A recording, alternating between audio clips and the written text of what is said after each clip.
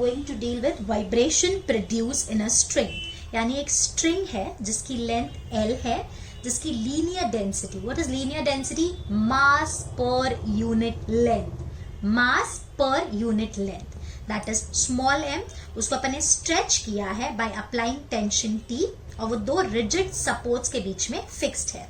अब हमने उसको प्लग किया है और हम उसको वाइब्रेट करा रहे हैं। या तो हम प्लग कर सकते हैं या ट्यूनिंग फोक की मदद से भी हम वाइब्रेट करा सकते हैं। तो क्या होगा, उसमें वेव्स प्रोड्यूस होंगे, वेव्स ट्रैवल होके किसी रिजिड एंड तक जाएंगे, रिफ्लेक्ट होके वापस आएंगे। तो वहां पे क्या प्रोड्यूस होगा? Stationary wave. तो जो स्टेशनरी वेव यहां प्रोड्यूस होंगी उसकी बात हम करने वाले हैं। So the first frequency that is possible in this called as the fundamental mode। इससे lowest frequency यहाँ possible नहीं है। इसमें क्या होता है, इसमें सिर्फ एक ही लूप फॉर्म होता है। मैं आपको बताती हूँ। यहाँ पे ये हमारे दो रिजिड एंड्स हैं, ये हमारी वो स्ट्रिंग है जिसकी लेंथ L है, मास per unit length small m है। तो यहाँ पे मैंने लिखा दिस इज लेंथ L। तो यहाँ पे कुछ इस तरह से फॉर्म होगा। सेंटर में क्या फॉर्म हो रहा है? सेंटर में एंटी नोड फॉर्म हो रहा है और रिजिड एंड्स पे हमेशा नोड्स फॉर्म होंगे। यहाँ पे वेवलेंथ हमने लैम्डा ले लिया। So length of the loop, this is the length of the loop, यानी दो नोड्स के बीच का डिस्टेंस जो होता है उसी को अपन लूप लेंथ बोलते हैं। सो हियर मैं लिख देती हूँ, यहाँ पे लिखा है मैंने, this is the lowest frequency, इससे कम फ्रीक्वेंसी पॉसिबल नहीं है। So length of loop is lambda by 2, this is equals to L। so lambda की वैल्यू कितनी मिली हमको? 2L। अब फ्रीक्वेंसी का फॉर्मूला क्या होता है? V by lambda। और यहाँ पे स्ट्रेच स्ट्रिंग के केस में V होता है under root T by M, और लैम्डा की वैल्यू 2L है, तो फ्रीक्वेंसी हो गई 1 by 2L under root T by M। so this is the first frequency with which the string will vibrate, और इसी को अपन फंडामेंटल मोड बोलते हैं या फंडामेंटल फ्रीक्वेंसी बोलते हैं। इसी को हम एक और नाम दे सकते हैं, that is the first harmonic. This is also called as first harmonic.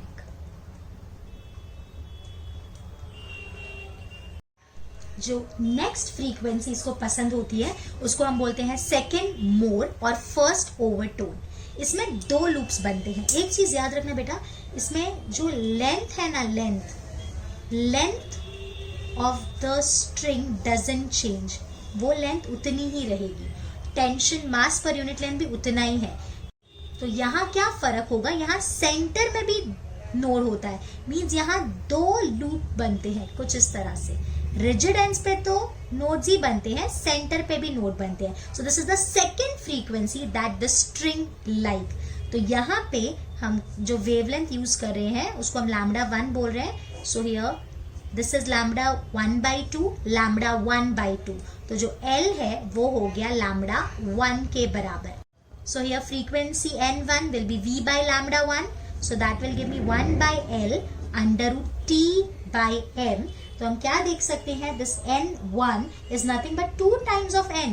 जो हमको N मिला था यहाँ पे, that is the fundamental mode का क्या था, 1/2L under root T by M। अगर इसको हम 2 से मल्टीप्लाई करें तो क्या यही आ जाएगा? तो इसी को हम सेकेंड मोड बोलते हैं, या इसका एक और नाम है second harmonic. This frequency is also called as second harmonic। is it clear? okay। so मैंने यहाँ पे यही लिखा है, thus the frequency of first overtone is equal to twice the fundamental frequency, और इसी को अपन second harmonic बोलते हैं।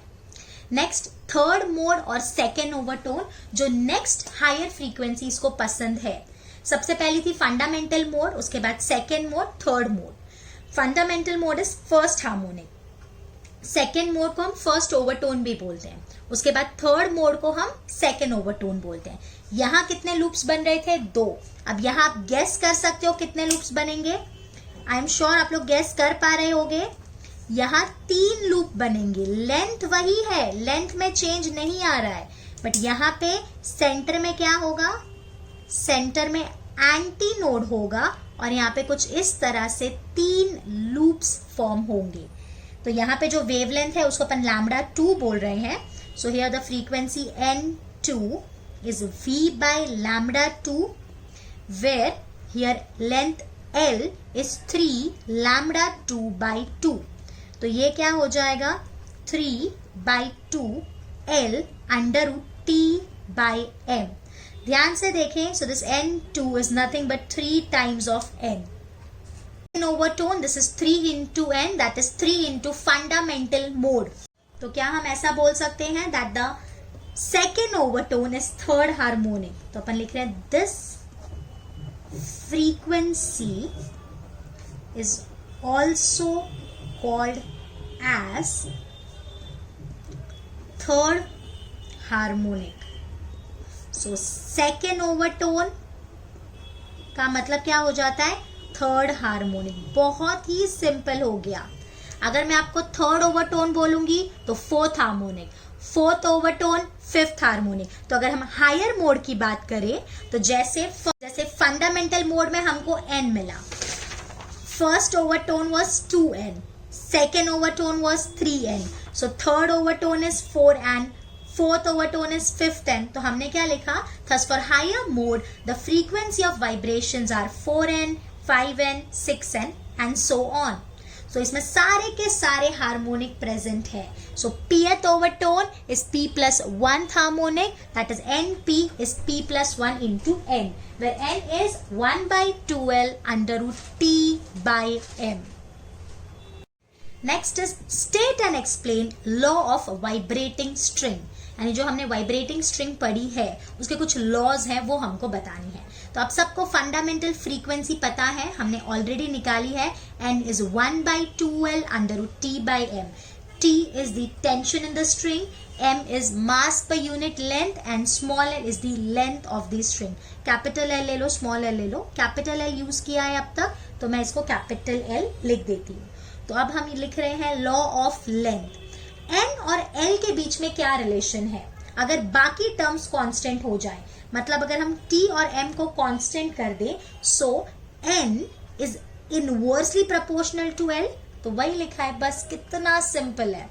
Fundamental frequency is inversely proportional to the length if t and m are constant. तो हम लिखेंगे n is inversely proportional to l, so nl is a constant, so n1 l1 is equals to n2 l2। इसी को हम बोलते हैं law of length. Next is law of tension. ये भी कॉमन सेंस की बात है। लॉ ऑफ टेंशन क्या होगा, देखो जरा, L और M यहाँ कांस्टेंट हो जाएंगे, so N will be directly proportional to root T। बिना मतलब फिजिक्स का नाम खराब किया है, बहुत टफ है, बहुत टफ है, कितना इजीली हो रहा है, isn't it? So here n is directly proportional to root t, so n by root t is a constant, so n1 by root t1 is n2 by root t2। Third is law of linear density. अब linear density के case में आप क्या देखोगे कि अगर L और T constant है, so n is inversely proportional to root m। वही है हमारा law of linear density. n is inversely proportional to root m, so n root m is a constant, so n1 root m1 is n2 root m2। Clear? अब देखना, इसको थोड़ा सा और modify करते हैं। मैंने आपको बताया है स्मॉल m है क्या, मास पर यूनिट लेंथ। मास को अपन डेंसिटी इंटू वॉल्यूम लिख सकते हैं डिवाइडेड बाय लेंथ। वॉल्यूम को हम एरिया इंटू लेंथ लिख सकते हैं। तो यहाँ पे स्मॉल m की जगह हम रो a सब्सटीट्यूट कर सकते हैं।